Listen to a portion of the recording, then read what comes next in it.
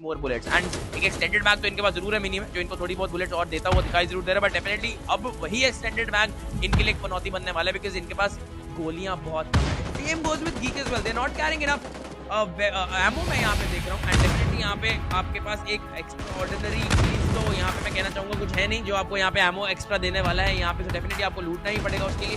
So a lot of things that I am noticing wrong with these players right now, but meanwhile आगे बढ़ते हुए दिखाई जरूर देने वाले हैं, and finally it is all over. पता भी नहीं चला और दैट ये फाइनल मैच की, ये फाइनल फाइट थी ये हमारे इस मैच की। इट ऑल वेंट स्मूथ, ऐसा फील हो रहा था हमें जैसे कि ये लोग बस रोटेट करते करते बंदे मार रहे हैं। Guess what, टकीला, रैंडम 4 ने चिकन डिनर निकाल दिया है। So finally रैंडम 4 पिछले दिन के बाद उनके तरफ से कोई अच्छा परफॉर्मेंस हमें दिख गया है, एंड उसी के साथ एक और मतलब चौथे मैप में भी एक बिल्कुल भी नहीं ज्यादा टकीला करे तो ज्यादा वक्त बिल्कुल भी नहीं जाया करना चाहेंगे। So we would like to show you the winners of ASUS ROG league of champions. पहली बार कंट्री में न्यू स्टेट के winners it's going to be, oh my god, Random 4 has pulled it off Tequila. मतलब दो match में जो आखिरी दो मैचेस के वाओ सेकंड डिनर्स के साथ 65 पॉइंट, टोटल 65 बन जाता है। प्लेसमेंट पॉइंट है 41, फिनिश पॉइंट है 24, सम अप करते हो तो 65 बन जाता है, and overall score card has made his verdict ki random 4 are the champions of ASUS ROG League of Champions। तो guys welcome back to my channel. आज हमारे साथ है टीम रैंडम 4 जो कि विजेता है आरओजी टूर्नामेंट के, एंड काफ़ी ज़्यादा मज़ेदार इनकी जर्नी रही है सो फार। तो हम इनसे ही जानते हैं इनके मौखिक कि इनकी जर्नी कैसी रही, इनका सफ़र अभी तक का कैसा रहा और आगे के इनके क्या प्लान्स है। तो फ्लैश हम आपसे स्टार्ट करते हैं, आपकी जर्नी अभी तक इस टीम में कैसी रही है? अभी तक ऑल गुड, क्योंकि मेरे स्टार्टिंग में एट द वेरी बिगिनिंग मेरे पास टीम नहीं था, ठीक है। तो इसका ने मेरे को डीएम किया कि खेलोगे साथ में, तो हम लोगों ने टीम में बनाया, काफ़ी फॉर्म किया। तो इतना हो ये भी नहीं था कि न्यूली फॉर्म टीम्स जो है लीग आरओजी लीग चैंपियनशिप की #1 पे रहेगी, इतना कुछ इतना सोचा ही नहीं था। पहली चीज़ हम लोग तो बस टू बी ऑनेस्ट कुछ करना तो था, बट #1 भी नहीं सोचा था, क्योंकि न्यूली फॉर्म टीम से इतना एक्सपेक्टेशन नहीं रहता है, ठीक है। जो टूर्नामेंट से एक हफ्ते पहले बन रही हो और उसमें से भी कुछ सीन्स होती है स्टार्टिंग डेज में, कुछ सीन्स रहते हैं टीम्स के बीच में, प्लेयर्स के बीच में, ठीक है। सिनर्जी कोऑर्डिनेशन सब लैक करता है। तो ये सारी चीज़ों को ओवरकम करके एक टीम जब #1 आती है, वो भी लीग इंडिया के लीग चैंपियनशिप में, so it's just a big thing, you know. That's it, that's my journey. Definitely. And geek और फैंग, आपसे पूछा जाए तो आप बताइए आपकी जर्नी सो फार कैसी रही, टीम कैसे बनी, आपको कैसे इस टीम में इनवाइट किया गया और आपको कैसा लगा इस टीम में खेल के?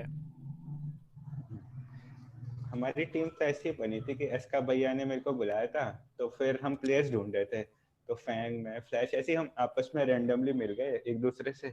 लेकिन सबसे अच्छी बात यह है कि सब लोगों ने बहुत मेहनत किया, मतलब हम एक्सप्रेस नहीं कर सकते, हमने इतना ग्राइंड किया, इतना मेहनत किया। एकदम शुरू में हम इतना इंडिविजुअल प्लेयर्स, हम सब individual players, Geek, me and Fang, सब ने बहुत मेहनत की है लिटरली। सबको बुला बुला के भाई कर लो, प्रैक्टिस कर लो, ट्रेनिंग कर लो, ये कर लो, वो कर लो, मतलब पीछे लगे रहे कि भाई कुछ करना है, ठीक है, बस कुछ करना है। हमें इतना एक्सपेक्टेड नहीं था कि हम जीतेंगे या ये करेंगे, बट हमने बस अपनी मेहनत में कमी नहीं छोड़ी। हमने कहा कि अपना देंगे तो बेस्ट देंगे, 100% देंगे। अरे वाह। एंड फैंग, आपसे पूछा जाए तो आपकी जर्नी सो फार कैसी रही है? इसी टीम में मेरे को भी इसका डिस्कॉर्ड पे मिला था वो टीम बनाने के लिए, शायद से मैं और गीक सबसे पहले थे, फिर ये फ्लैश आया, फिर हमने रेगुलर अपना ग्राइंड स्टार्ट किया। अच्छी रही टीम में, मैंने बहुत बहुत चूक किया, सबने चूक किया टूर्नामेंट में, बट खेले जीते और क्या। Again, what are some difficulties जो आपने फेस की एज अ टीम या individually in this whole tournament series? Actually वही होता है फिर, जब it's all about coordination, synergy, okay. So कि एक अच्छी टीम, ठीक है, वेल डिजर्विंग टीम्स के पास ऑलरेडी ये सारी चीज़ें थी, ठीक है। चाहे आरओजी को ले लो आप फॉर एग्जांपल, चाहे क्रॉलर्स को ले लो, चाहे इक्वी को ले लो। अब इनके अंदर क्या सीन है इतना मैं नहीं बोला, बट हाँ ये जो टीम थी काफ़ी पुरानी थी, तो इनके अंदर सिनर्जी कोऑर्डिनेशन रहता है, ठीक है।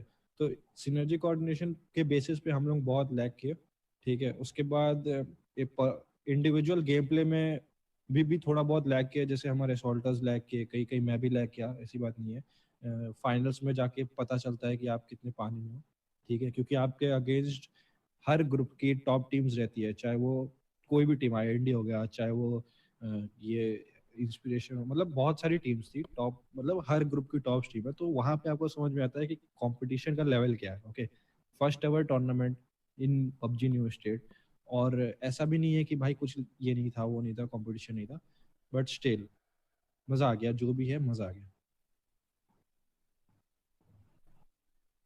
तो गीक आपको कौन सी कोई सेटबैक्स देखने मिले या कोई डिफिकल्टीज देखने मिली आपको पर्सनली?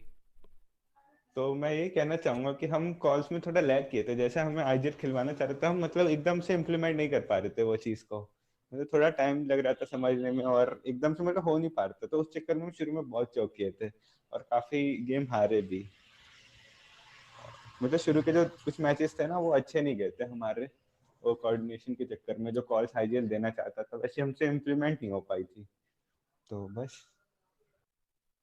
ओके, एंड फैंग आपसे पूछे तो कौन से पर्सनल आपको सेटबैक्स लगे या कौन से पर्सनल चैलेंजेस लगे आपको इस जर्नी में थ्रू आउट द टूर्नामेंट?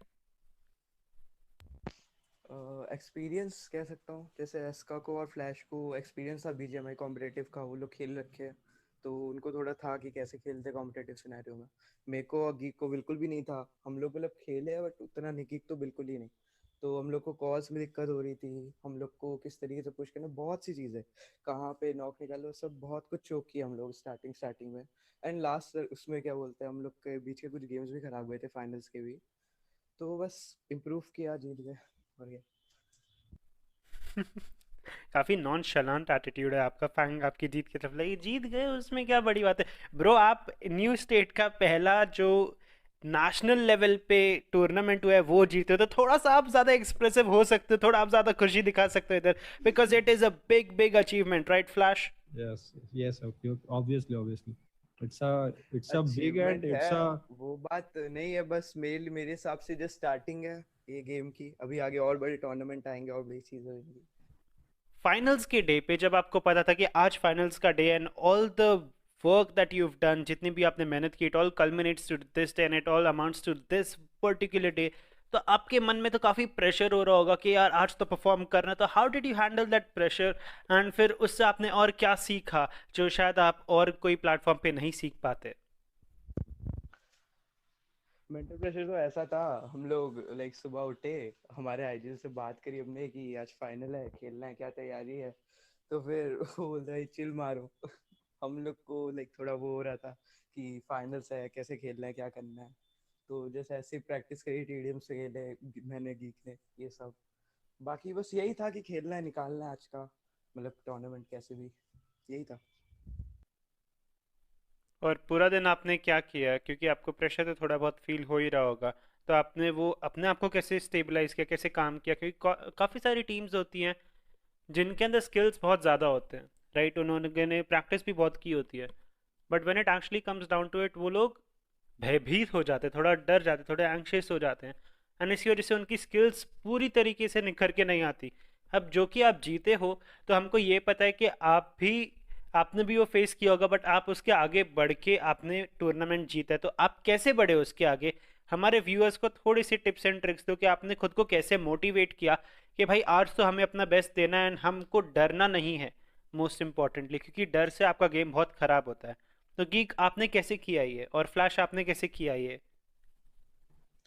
तो मैंने ना अपने सेमीफाइनल से पहले सीखा था, असल में क्या हुआ कि सेमीफाइनल में जल्दी उठ के थोड़ा प्रैक्टिस किया, तो जब तक एक्चुअल टाइम आया ना टूर्नामेंट का तब तक मैं थक चुका था, तो इसलिए मैंने फाइनल में क्या किया कि मैं आराम से चिल होके उठा, ठीक है, आराम से 11-12 बजे।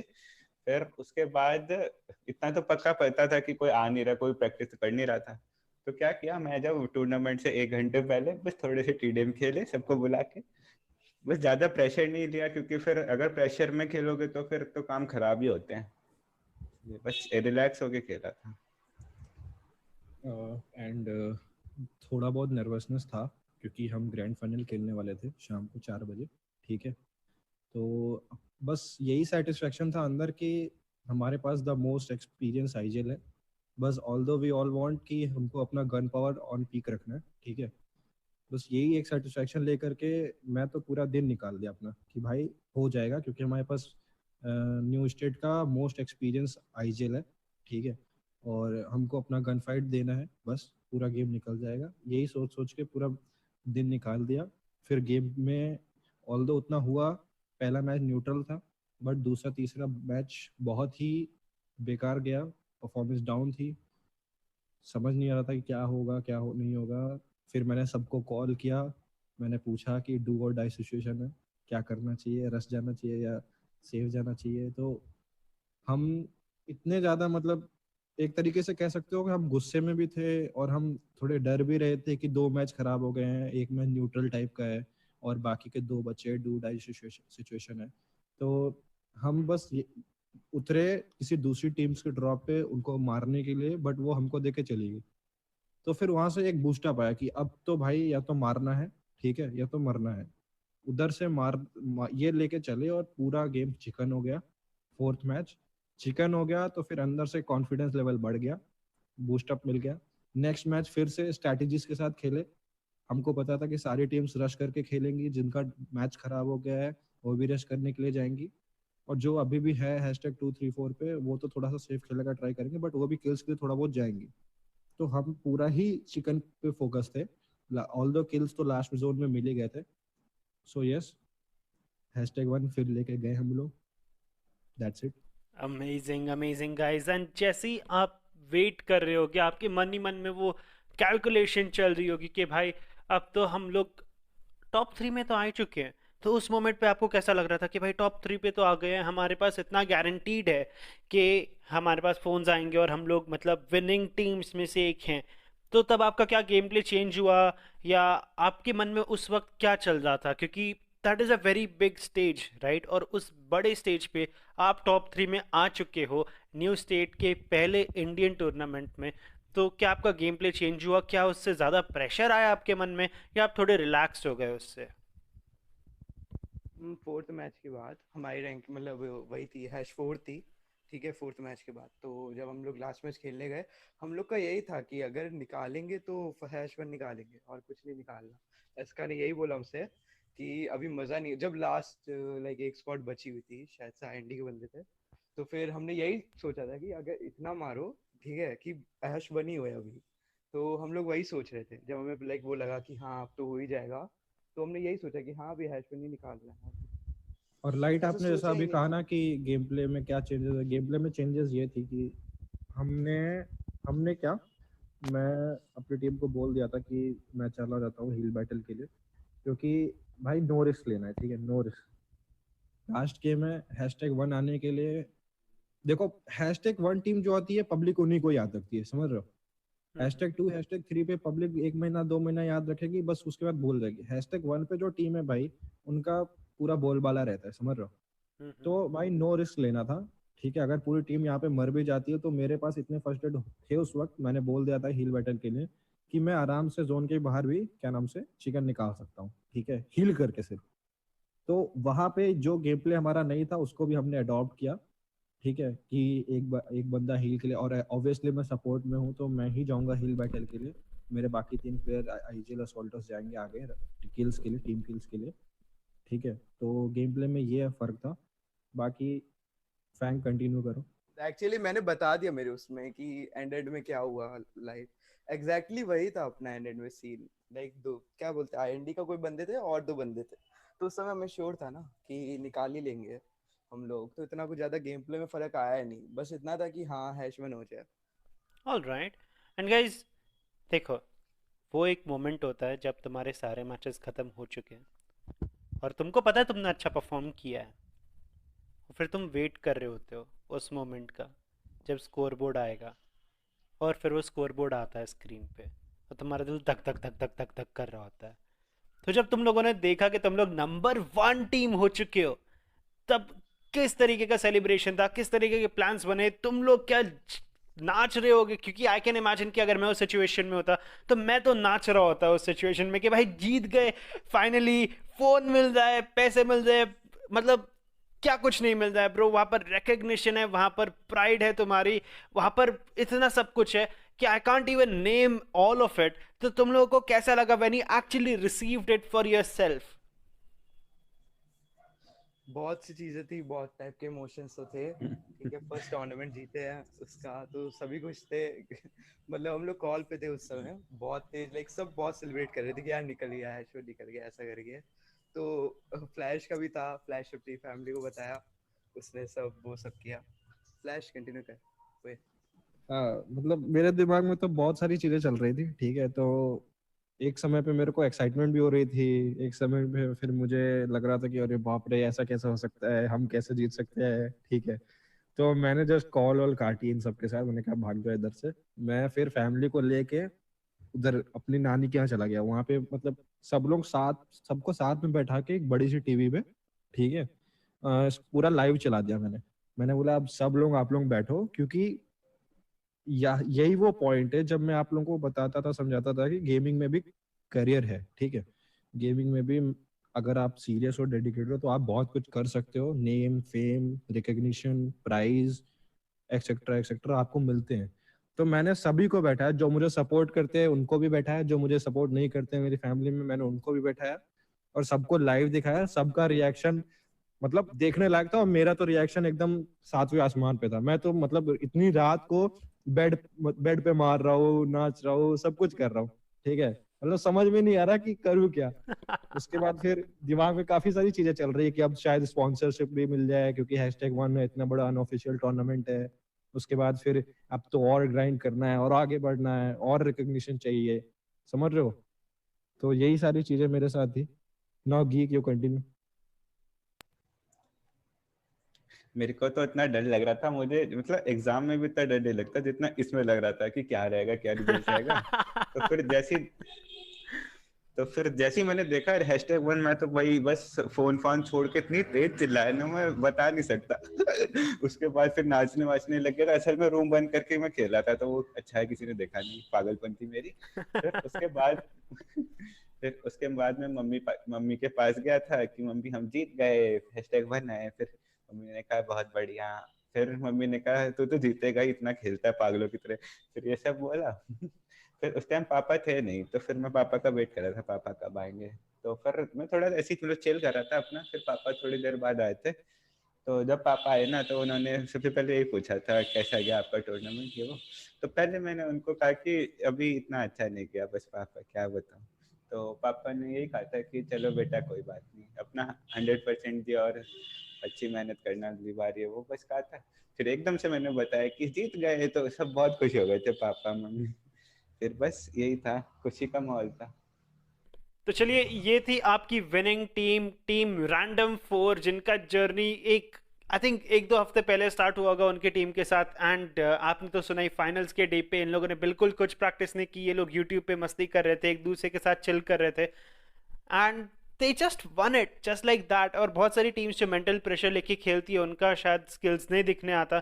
तो प्रेशर मत लीजिए, even though that sounds contrary, pressure आपको फेस करना होगा, बट अगर आप उसको ओवरकम कर गए तो शायद आप भी नंबर 1 पोजीशन पे दिखला सकते हैं अपने आप को एसिस आरओजी के टूर्नामेंट में, जो फ्यूचर में भी होते रहेंगे, लीग ऑफ चैंपियंस। तो गाइज, ये थी आपकी team number 1। Very interesting people, very funny people. काफ़ी सारा पार्ट मैंने कट आउट किया जो कि मुझे करना पड़ेगा, but definitely one of the best teams to interview. Thank you so much for joining us team Random 4। फिर से आपकी मुलाकात होती रहेगी अगले टूर्नामेंट्स में। एंड गाइज, ये थी team talks episode 11 I think, wait, probably not sure, but team talks episode 11 देखो with the winners देख of लो team भाई। ROG। हाँ भाई, देख लो भाई। तो आई थिंक टीम नंबर जो 10 थी, जो आखिरी टीम थी, जिसका मतलब मुझे पता भी नहीं था कि किसका इंटरव्यू लिया जाए इस पॉइंट पे, क्योंकि सब लोग इतना ज़्यादा प्रिपेयर कर रहे थे। उस दिन फ्लैश से मेरी एक बार बात हो गई एंड वी वर लाइक, यार चलो एक इंटरव्यू सेटअप करते हैं। एंड टीम नंबर 10, मतलब जो टीम टॉक्स 10 हुआ था वो इनका ही हुआ था। एंड देवर लाइक, यार हमको तो पता नहीं, हम लोग पता नहीं हक देंगे यार, पता नहीं होगा नहीं होगा। एंड यही टीम नंबर 1 लेके आ गई। तो guys, very interesting journey, very interesting team. And video पसंद आया तो लाइक करिए, मेरे चैनल को सब्सक्राइब करिए और अपने दोस्तों के साथ शेयर करिए, क्योंकि जीतते तो आप एक ही बार हो एक टूर्नामेंट को। तो see you, tata, bye bye, take care.